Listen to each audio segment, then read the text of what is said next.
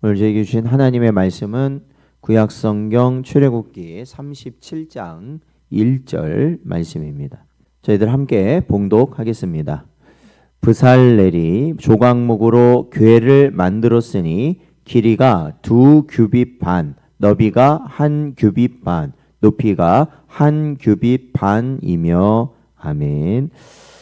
기도하겠습니다. 하나님 아버지, 지난 주일 하나님의 은혜 가운데 저희들 예배하고 복되게 지내게 하시다가 지난밤도 하나님의 품 안에 품으시고 오늘도 이 복된 하루 허락하여 주시면서 말씀과 기도로 시작할 수 있는 은혜 주신 것 감사드립니다.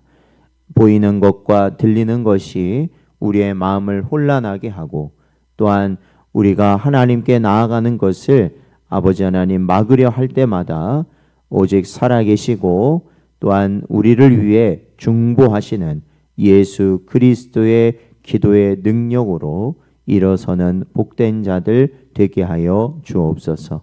오늘도 주의 말씀을 우리의 심령에 새기며 살아가는 복된 이들 되게 하여 주시길 간절히 바라오며 예수님의 이름으로 기도하옵나이다. 아멘. 오늘은 그리스도를 품은 기구들이라는 제목으로 하나님 말씀 증거합니다. 저희가 지난 출애굽기 36장에서는 성막의 외형을 완성하는 장면을 우리에게 보여주었습니다.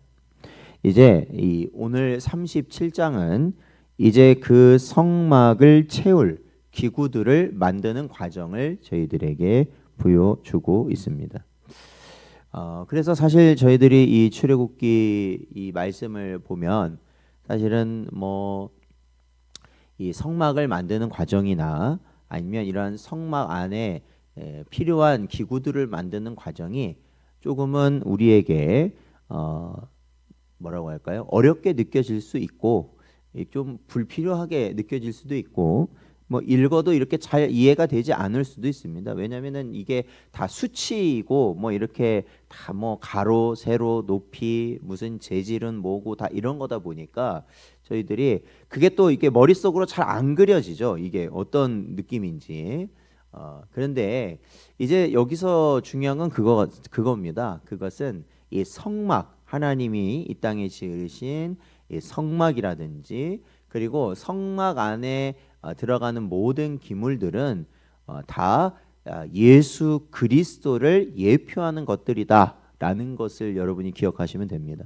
그래서 어떠한 것이든지 예수 그리스도의 연관성을 가지고 우리들이 이 말씀을 대하면 사실은 그것이 그리스도께서 우리를 위해 이루신 구원을 바로 이러한 성막 그리고 이 안에 있는 기물들이 보여주고 있다라는 것을 우리는 깨닫게 되는 것이죠. 그래서 사실은 우리가 성경을 우리가 읽어가면서 어려운 부분이 있고 힘든 부분이 있지만 중요한 것은 그 모든 과정 가운데 예수 그리스도를 발견하는 것, 하나님을 발견하는 것, 그것이 바로 우리가 이 성경을 바르게 읽는 길이 되는 줄로 믿습니다. 자, 오늘 본문 1절부터 9절 말씀을 보면 이 브살렐은 하나님이 지혜를 주신 자죠. 하나님이 명령하신 설계도를 따라 가장 먼저 언약궤를 만듭니다. 그러니까 성막이 있으면 성소와 지성소로 그 천막이 나뉘는데 그 지성소 안에 저희가 아는 이 십계명 돌판을 담고 이 아론의 쌍난 지팡이 그리고 또 만나를 담았던 궤 맞죠? 그렇죠? 이 언약궤를 이제 만드는 것이 이제 오늘 내용에 등장합니다. 그러니까 여기에 나온 이 기구들은 저희들이 단순한 가구가 아니다라는 것만 아시면 됩니다. 이게 그냥 필요에 그러니까 이 쓰는 필요에 따라서 사용되는 단순한 가구가 아니라 죄인인 인간이 어떻게 하나님께 나아갈 수 있는지 그리고 하나님이 우리를 어떻게 만나 주시는지를 보여주는 이 복음의 시각 교재다. 눈으로 보여지도록 그러한 은혜가 눈으로 보여지도록 이렇게 만들어 놓은 것이다라는 것이죠. 그래서 아까도 말씀드렸지만 우리 장로교회는 이러한 성막 그리고 이 안에 들어가 있는 모든 기구들은 바로 예수 그리스도를 보여주는 것이다 라고 저희는 믿습니다. 언약궤는 하나님의 말씀을 담는 용도로 만드셨습니다. 그래서 이렇게 이 말씀을 담는 이 언약을 담는 것으로 이 궤를 만드시고 6절에서 9절을 보면 특별히 그 위에 이 뚜껑의 형태로 시은 소, 시은 좌라는 것을 만들어서 덮도록 하였습니다. 그러니까 우리가 지난 이제 아마 출애굽길 해 오면서도 여기에 대해서 잠깐 언급했는데 언약궤, 궤입니다. 쉽게 말하면 뭔가를 담을 수 있는 궤고 그 위에 뚜껑이 시은 좌, 시은 소라는 이름을 가지고 있습니다. 그래서 이 궤 안에는 하나님의 말씀이 담겨져 있죠. 이 말씀이라는 것, 그러니까 이 율법이라는 것은 사실은 무엇떠한 기능이 있느냐? 우리가 바로 죄인이라는 것을 드러내는 것이 하나님의 말씀입니다. 사실은 하나님의 말씀은 우리가 하나님의 죄인이라는 것, 죽을 수밖에 없는 자들이라는 것, 지옥에 갈 수밖에 없는 자들이라는 것을 가르치는 게 하나님의 말씀인데 그러한 상태에서는 멸망할 수밖에 없는 거잖아요. 그런데 그 위에 뚜껑을 뭐로 덮었느냐? 시은 소, 시은 좌라는 명칭을 가진 뚜껑을 덮도록 하셨다라는 것입니다. 그러니까 이 시은 소, 시은 좌, 또 다른 말로는 속죄소라고 불리는 이것은 어떠한 역할로 거기에 덮여져 있는 것이냐면 바로 죄로 인해 죽을 수밖에 없는 우리를 바로 어린 양의 피로 덮음으로 인하여서 용서해 주신다라는 것을 의미한다라는 겁니다. 그러니까 우리가 말씀을 통해 은혜를 받았다라는 것은 사실은 두 가지를 의미하는 거예요. 어떤 겁니까? 말씀을 통해 내가 죄인인 것을 깨닫고, 그게 먼저죠. 내가 죄인이라는 것, 나는 죽을 수밖에 없는 존재, 멸망할 수밖에 없는 존재, 지옥에 갈 수밖에 없는 존재인데 그러한 존재인 우리를 예수 그리스도의 보혈의 피가 우리를 덮음으로 인하여서 구원을 얻은 줄로 믿습니다.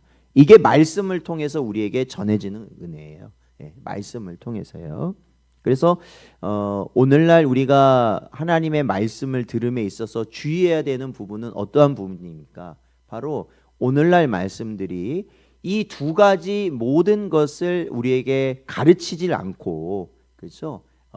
사람들이 자신이 죄인이라는 것을 듣기 싫어하는 시대이다 보니까 그냥 은혜만을 강조하는 것이죠.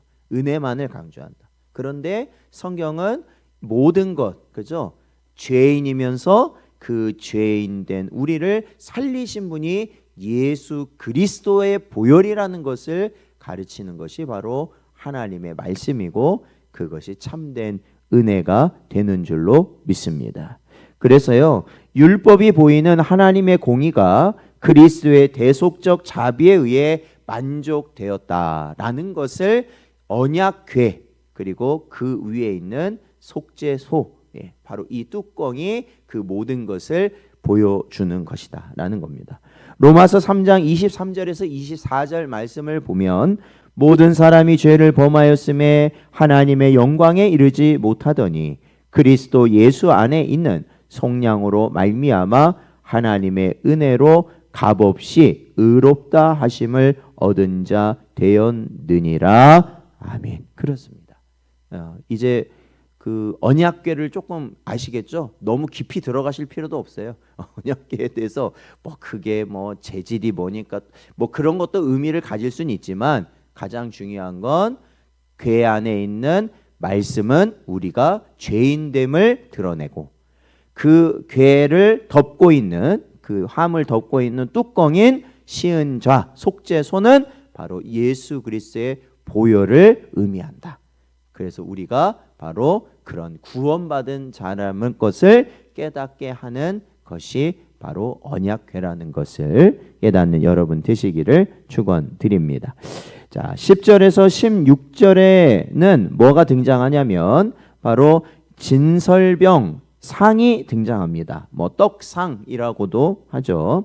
그러니까 우리가 그 전에도 살펴보았지만 이 떡상에는 12지파를 상징하는 12개의 떡이 올려집니다. 진설병이 올려집니다. 그런데 이것은 바로 우리를 먹이시고 생명을 유지시키시는 생명의 떡이신 예수 그리스도를 우리에게 보여주는 것이다 라는 겁니다. 요한복음 6장 35절 말씀을 보면 예수께서 이르시되 나는 생명의 떡이니 내게 오는 자는 결코 줄이지 아니할 터이요 나를 믿는 자는 영원히 목마르지 아니하리라 말씀하셨습니다. 하나님은 언제나 우리를 어떠한 관계를 맺기를 원하시냐면 초청하셔서 함께 하시며 참된 떡과 참된 음료, 그러니까 우리에게 먹고 마시는 친교의 자리를 하나님은 원하신다라는 것이죠. 그러니까 날마다 우리를 어떻게 하세요? 먹이심으로 인하여 우리를 풍요하게 굶주리지 않게 우리가 하나님의 일을 감당할 수 있도록 하나님은 언제나 우리를 먹이시길 원하신다. 그러니까 출애굽하여서 이스라엘 백성이 날마다 무엇을 거둬들였습니까? 만나, 그렇죠? 만나를 거둬들였거든요. 일용할 양식을 하나님께서는 항상 제공하셨다라는 것이죠. 그게 하나님과 함께 하고 있다는 증거거든요. 그래서 이 오늘날 우리 성도들 역시도 어떻습니까? 우리가 매일같이 바로 이 새벽 시간에 이렇게 하나님 말씀을 듣는 건 역시도 그러한 하나님의 양식을 공급받는 자리인 줄로 믿습니다. 그래서 우리가 그 양식을 공급받지 못하면 어떻게 됩니까? 우리는 공허해지고 또한 우리의 영은 약해질 수밖에 없는 것이죠. 그래서 우리가 날마다 하나님이 주시는 양식, 하늘의 양식, 그 말씀을 공급받음으로 살아가는 존재임을 깨닫는 여러분 되시기를 축원드립니다. 그래서 어떻게 보면은 우리의 육신이 힘들고 우리의 상황이 여의치 않아도 어떻게 해요? 먹어야 사는 거 아니겠습니까? 다 먹고 살자고 하는 거예요. 그렇죠?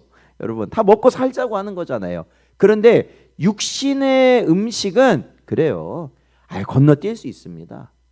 건너뛸 수 있어요. 그러나 영적인 음식인 하나님의 말씀은 어떻게 해야 돼요? 우리에게 반드시 공급되어야 한다. 그래야 우리가 마귀와 싸울 수 있는 거 아니에요. 그렇죠? 그래야 우리 안에서 일어나는 우리의 육신의 정욕, 안목의 정욕, 이생의 자랑을 우리가 이겨낼 수 있는 힘이 우리 안에 나타나게 된다. 그래서 언제나 이러한 생명의 양식 가운데 살아가시는 여러분 되시기를 축원드립니다. 자, 17절에서 24절 보면요. 또한 성막 안에 사용되는 등잔대가 등장합니다. 이 등잔대는 말 그대로 성소 안에 어둠을 밝히는 겁니다. 그래서 아마 여러분이 그러한 그림 보셨을지 모르겠는데 이러한 이 등잔을 하는, 그러니까 7개 등잔, 그렇죠? 아시죠? 예, 뭔 말하는지 아시죠? 그거예요. 그거 말하고 있는 겁니다. 예, 그래서 가운데 중심으로 해서 양쪽으로 3개 가지가 뻗어서 총 7개의 등잔을 올려놓을 수 있는 등잔대예요. 이건 우선 등잔대를 만들었다라는 겁니다. 그렇기 때문에 이 등잔대의 용도는 뭐겠어요? 어둠을 밝히는 것이죠. 그렇다면 어둠을 밝힌 참된 이 세상의 어둠을 밝히는 참빛을 누구라고 성경은 말하고 있냐면 예수 그리스도이시다. 그러면 뭐 다 해석된 거잖아요. 그죠? 언약궤도 예수 그리스도이시고, 그죠? 진설병도, 그죠? 떡상도 예수 그리스도시고, 등잔대도 예수 그리스도시고. 아니 뭐 더 이상 그죠? 이것만 알면 돼요. 요한복음 8장 12절 말씀을 보면 예수께서 또 말씀하여 이르시되 나는 세상의 빛이니 나를 따르는 자는 어둠에 다니지 아니하고 생명의 빛을 얻으리라. 믿으십니까? 그렇죠. 생명의 빛, 바로 등잔대 대신 예수 그리스도시죠. 그리고 이 등잔대 위에 제가 이제 말씀을 보니까 맞아요. 저도 등잔 때만 생각하고 있었거든요. 근데 말씀을 자세히 봐야 돼. 등잔 때가 있고 그 위에 나오는 23절에 보면요, 뭐가 등장하냐면 7 등잔이 등장하네요. 그러니까 등잔대하고 등잔은 구분되어 있는 거예요, 사실은. 그러니까 등잔대가 있고 그 위에 등잔을 놓고 거기에 이제 불을 붙이는 거겠죠. 그런데 이 7 등잔은 사실은 누구를 상징하냐면 바로 성령 하나님을 의미한다. 성령 하나님. 그래서 이 완전한 조명을 이루시는 성령 하나님을 또한 의미하는 것입니다. 그래서 성도는 성령의 빛 안에서만 하나님의 뜻을 분별하게 되는 줄로 믿습니다. 그냥 이거는 은혜인 것 같아요. 그렇죠? 그러니까 저도 보면은 많은 목사님들도 만나고 뭐 여러 이런 신학을 오래 공부하신 분들, 교회 오래 하시는 분들 보면요, 이 진리라는 것을 깨닫고, 그러니까 진리라는 것을 믿고 믿지 못하는 것은 많이 안다고 해서 이게 믿을 수 있는 게 아닙니다. 이게 그러니까 쉽게 말하면 믿어지는 거예요. 이거는 그냥 나는 이게 믿어지고 어떤 사람은 나는 저게 믿어진다 이렇게 되는 거잖아요. 그러니까 결국엔 하나님의 성령께서 진리로 믿어지게 해야만 그게 믿어지는 거예요. 진짜로 그거는 그게 그렇게 된다는 것이죠. 그래서 저와 여러분이 바로 오늘 이 하나님의 말씀에 대한 이러한 진리들을 받아들이고 또한 그것이 진리라는 것을 인정할 수 있는 것이 바로 우리를 조명하시는 성령 하나님의 은혜로 말미암은 것인 줄로 믿습니다. 자, 25절부터 29절에 보면 이 분향단과 관유에 대해서 또한 설명하고 있습니다. 이 분향단, 즉 하나님 앞에 향을 피워 올리는 단을 말하는 것입니다. 그리고 이 거룩한 관유를 만드는 것, 그것에 대해서 25절은 말하고 있는데요. 이 분향단이라는 것, 이게 향을 피워 올린다. 이것은 성도의 기도를 상징하는 것이고, 또한 관유, 이 특별한 기름이죠. 이 기름은 바로 성령의 기름 부으심을 상징하는 것이죠. 그러므로 기도라는 것은 하나님께 상달되는 향기로운 제사라는 것이에요. 그러니까 우리가 특별히 우리가 예배 드리는 모든 것을 우리가 하나님께 올려드리는 이 제사라고 우리가 여기는데, 특별히 이 기도가 하나님께 향달되는 향기로운 향기라고 분명히 성경은 기록하고 있다는 것을 우리는 주목해야 한다라는 것입니다. 그렇기 때문에 우리는 기도해야 하는 자들이 되어야 되는 거고요. 또한 우리의 모든 봉사와 헌신, 그러니까 우리가 주를 위해 하는 모든 것은 내 힘이 아니라 거룩한 관유가 상징하는 성령의 기름을 받음으로 인하여 이루어져야만 한다라는 것이죠. 그래서 교회에서 일어나는 모든 것은 어떠한 심령에서 돼야 되느냐? 자원함으로 해야 된다. 자원함으로. 억지로 한다든지 아니면 어떠한 자신의 이익을 위해서 한다든지 그러한 것들은 다 어떻게 되느냐? 나중에 우리 히브리서 할 때 했죠. 흔들어 버리면 어떻게 돼요? 다 무너져 버려요. 진짜가 아닌 건 흔들으면 다 무너지는 거예요. 그렇죠? 교회 안에서도 보면 그렇잖아요. 평소에는 저분은 정말 열심이야. 저분은 정말 대단한 신앙을 가졌어. 정말 저런 사람이 천국 가야지. 저분 정말 예수님 같아. 사람의 눈에는 그렇게 보일 수 있어요. 그렇잖아요. 근데 중요한 건 뭐예요? 하나님이 교회에 고난을 주시고 또한 어려움을 주신다. 즉 흔들어 버리시면 뭐예요? 가짜는 다 무너지게 돼 있는 거거든요. 그러니까 여러분, 남들의 모습과 나를 비교할 게 문제가 아니라 하나님 앞에서 우리가 중심을 다하여서 자원하여서 성령 안에서 무엇이든지 감당해 나아가는 것에 힘쓰는 여러분 되시기를 축원드립니다. 그게 진짜입니다. 그게 이 땅에 뭘 많이 해놓은 게 중요한 게 아니에요. 이게 많고 적음은 소용없어요. 이 땅에 많고 적음은 아무 소용이 없고, 하나님이 보시는 건 우리가 중심을 다하였는가라는 거예요. 그래서 어떤 분이 그런 말씀을 해요. 이제 자신은 물질도 없고 또 나이도 먹고 그러다 보니까 건강도 약해서 사실은 예배를 한번 드리는 게 너무 힘들다는 거예요. 예. 그렇게 그러니까 너무 힘들다는 거예요. 예배를 한번 이렇게 딱 드리는 것 자체가. 그러니까 사실은 어떤 마음이 드느냐? 자신은 아무 쓸모없다는 생각이 든다는 거야. 내가 하나님 앞에 이렇게 예배 한번 드리는 것도 힘든 마당인데 내가 하나님 앞에 너무 쓸모없는 존재 같고 세상 속에서도 그런 것 같다. 근데 여러분 제가 그거를 말씀드렸어요. 어떤 걸 말씀드렸느냐? 물질도 어느 정도 있었고 건강하고 내가 무언가를 다 감당할 수 있을 때 하나님께 하는 것 좋죠. 그런데 중요한 건 뭐냐면 그렇게 할 경우에는 최선을 다하기가 어려워요. 그렇잖아요. 내가 할 수 있는 선에서 하는 거니까 최선을 다하기가 어려워요. 근데 여러분 보세요. 물질도 없어. 그리고 건강도 없어. 쉽게 말하면. 뭐든지 힘들어요. 그런데 그런 상황에서 내가 하나님 앞에 나아온다? 그거는 어떻게 할 수밖에 없냐면 최선을 다하지 않으면 못 나옵니다. 근데 하나님은 어떠한 모습을 받으신다고요?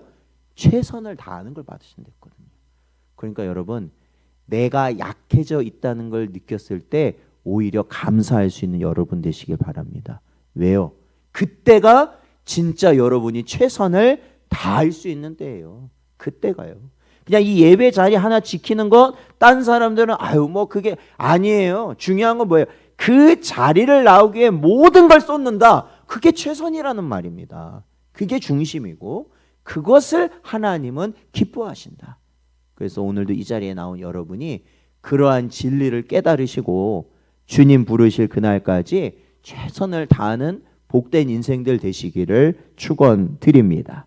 사랑하는 성도 여러분, 부살렐이 정성을 다해 금을 입히고 기구들을 만들었듯이 오늘 우리도 우리 마음의 성소를 여기에 나와 있는 성소의 기구들이 채워지잖아요. 근데 그 기구들이 누구를 상징했다고요? 예수 그리스도를 상징했잖아요. 중요한 건 우리 역시도 우리의 마음속에 예수 그리스도를 채워가는 복된 여러분 되시기를 축원드립니다. 여러분 그렇다면 오늘 말씀에 어떠한 기구들이 채워졌죠? 언약궤, 즉 하나님의 말씀이 채워졌고요. 그리고 속죄소, 즉 복음의 은혜, 보혈의 능력이 채워졌으며 또한 생명의 떡이 채워졌고 기도의 향이 채워졌으며 성령의 등불이 채워졌다라는 것입니다. 그러므로 우리는 우리의 드러나는 모습으로만 그저 교회에 다니는 교인 그게 중요한 것이 아니라 바로 우리 내면이 하나님과 교제하는 기구들로 채워져 있어야 된다. 즉 예수 그리스도로 충만해야 한다라는 것이죠. 그것이 바로 우리가 이 마지막 때의 성도로서 살아갈 길이라는 것입니다. 오늘 하루도 우리 안에 거하시는 예수 그리스도의 영광을 바라볼 수 있는 여러분 되시길 바라고 그 예수 그리스도를 통하여 아버지께로 담대히 나아가는 여러분 되시기를 주의 이름으로 축원드립니다.